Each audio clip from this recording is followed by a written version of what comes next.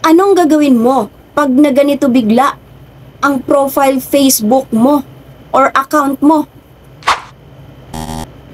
Pati messenger mo. Anong gagawin mo? Ganito ba ang mararamdaman mo? Magpapanik ka ba dahil ganito bigla ang nangyari sa account mo? Pati sa messenger, hindi ka makakapag-message. Ayan, call a friend agad. Yan, chat agad yung mga tao na alam mong makakatulong sa'yo. Dahil sa sobrang kaba mo, ganyan na agad nararamdaman mo. Or bigla ka na lang matulala dahil hindi mo tanggap ang nangyari sa account mo. Wala kang maisip.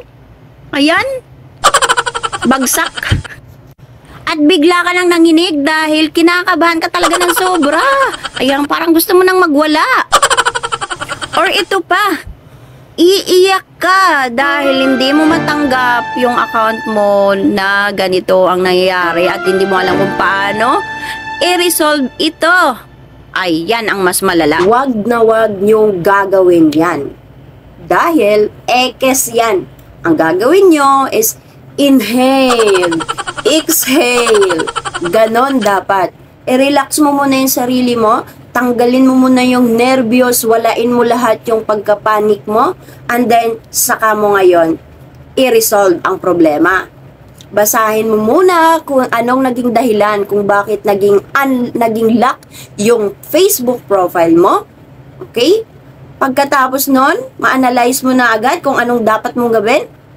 At yun naman may maganda, if may option naman si Meta.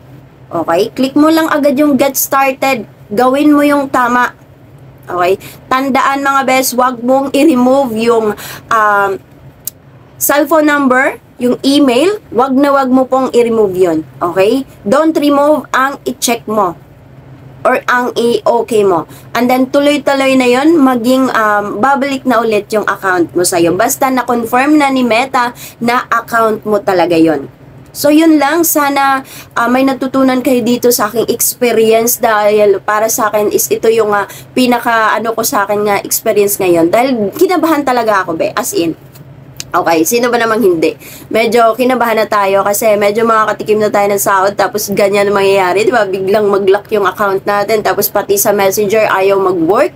Ay, be, grabing ano yun. Parang worst yun mangyari sa atin. Pero, syempre, kung mangyari yun, if ever na hindi mo na talaga ma-resolve yung account mo yun, hindi na babalik sa'yo, tanggapin mo na lang. Dahil hindi naman pwede na, maglumpasay ka dyan dahil di mo matanggap sa nangyari sa account mo.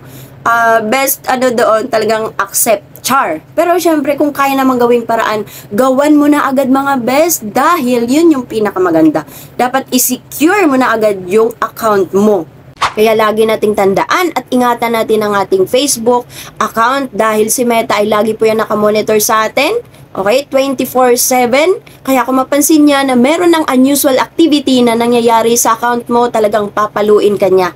At syempre, sobrang laking epekto yan sa'yo. So, tulad sa nangyari ko. Pero ang the best naman dun mga best is dapat i-resolve nyo agad, bigyan nyo agad ng action.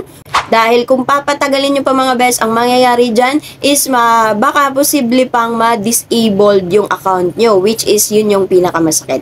So yun lang, sana sundin nyo yung payo ko dahil yun dapat ang gagawin nyo, hindi yung magpapanik tayo. So, yan lang, kung nagustuhan mo itong video na ito mga best, huwag mong kalimutang mag-share, mag-like sa ating video at syempre i-follow mo na rin ako para updated ka sa next video na aking gagawin. Yun lang, bye-bye!